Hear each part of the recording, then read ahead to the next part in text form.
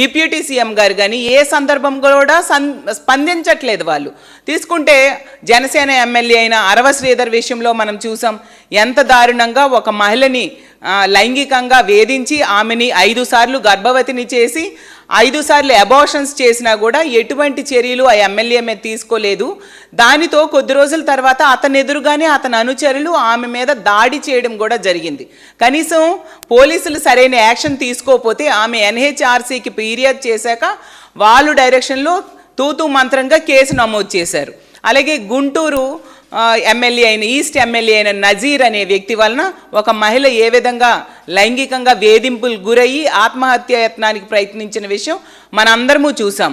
అలాగే ఈ సంఘటన గుంటూరు నడిబొడ్డున ఒక మహిళని వివస్త్రం చేసి దాడి చేసిన సంఘటనలో ఆ ప్రాంతానికే చెందిన ఎమ్మెల్యే ఈ మాధవి అనే వ్యక్తి వలన మనం చూసాం. ఆ రోజు ఆవిడ ఆమె భర్త తన అనుచరులతో కలిసి పోలీసులను వెంటబెట్టుకొని వెళ్ళి అంబటి రాంబాబు గారి ఇంట్లో మహిళలు ఉన్నారని తెలిసి కూడా ఏ విధంగా దాడి చేశారు, ఇంటిని ఏ విధంగా ధ్వంసం చేశారు అనేది మనందరము చూసాం.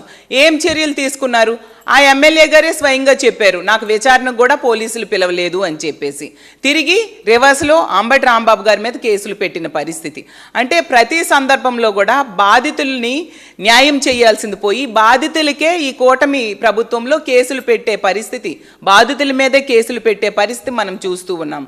అలాగే కృష్ణా జిల్లా జడ్పీ చైర్పర్సన్ అయిన హారిక గారి మీద అలా మనం మీడియా సాక్షిగా దాడి జరిగితే తిరిగి తన భర్త మీద కేసు పెట్టారు తప్ప దాడి చేసిన వాళ్ళ మీద ఎటువంటి యాక్షన్ కూడా తీసుకొని పరిస్థితి మనం చూస్తూ ఉన్నాం.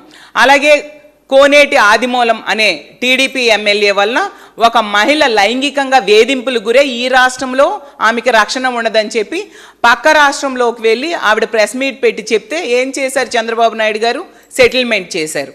అలాగే ఎన్నో సందర్భంలో కొలికపూడి శ్రీనివాస్ అనే ఎమ్మెల్యే వలన ఒక మహిళా విఆర్ఓ వేధింపులకు గురై ఆత్మహత్య యత్నానికి ప్రయత్నించిన పరిస్థితి.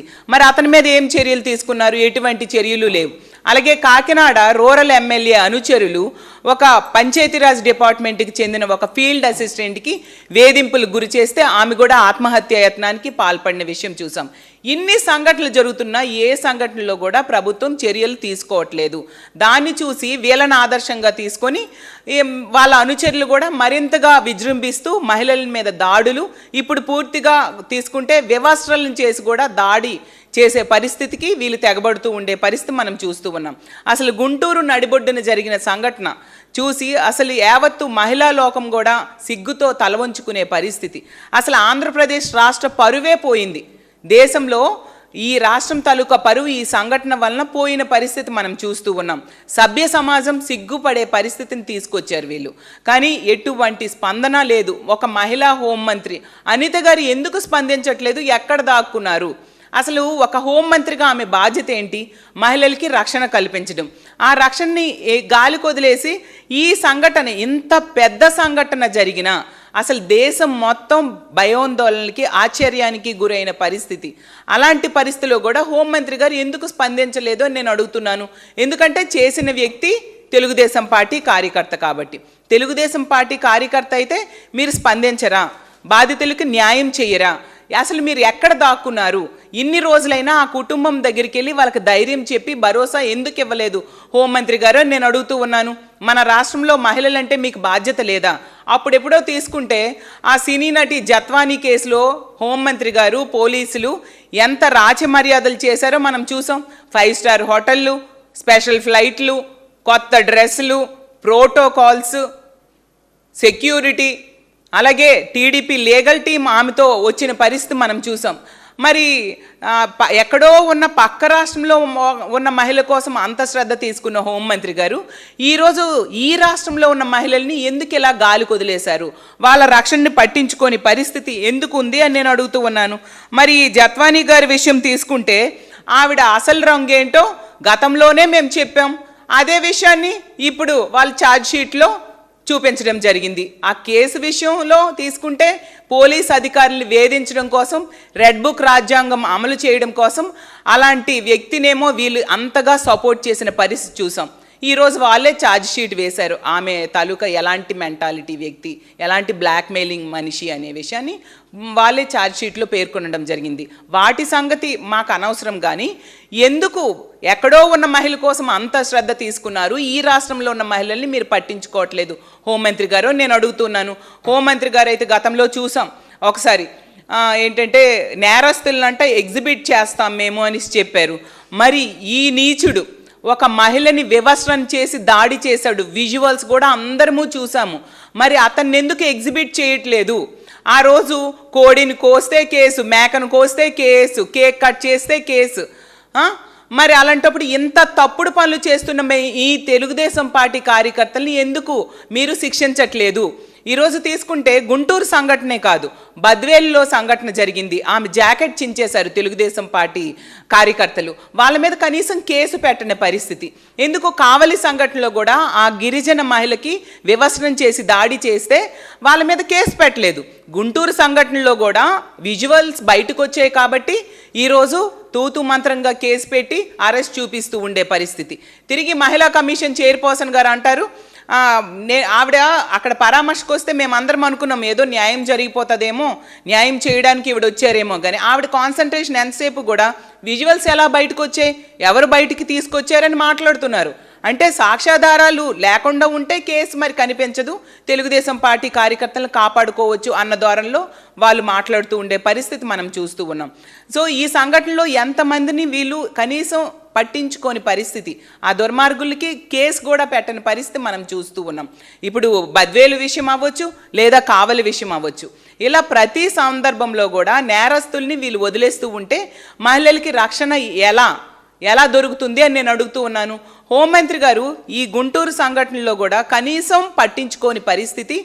ఎమ్మెల్యే అయితే తీసుకుంటే ఆ నీచుడిని కాపాడడానికి, సెటిల్మెంట్ చేయడానికి ప్రయత్నిస్తూ ఉంటే హోంమంత్రి గారు అతని పరువు కాపాడడానికి ప్రయత్నిస్తూ ఉండే పరిస్థితి కూడా మనం చూస్తూ ఉన్నాం.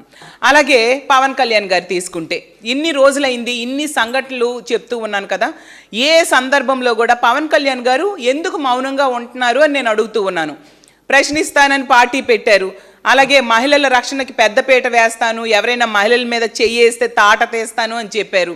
ఇంతమంది మహిళల మీద ఇన్ని దాడులు అఘాయిత్యాలు జరుగుతున్నాయి. ఈ మహిళని వివస్త్రం చేసి దాడి చేసిన సంఘటన విజువల్స్ కూడా ఉన్నాయి.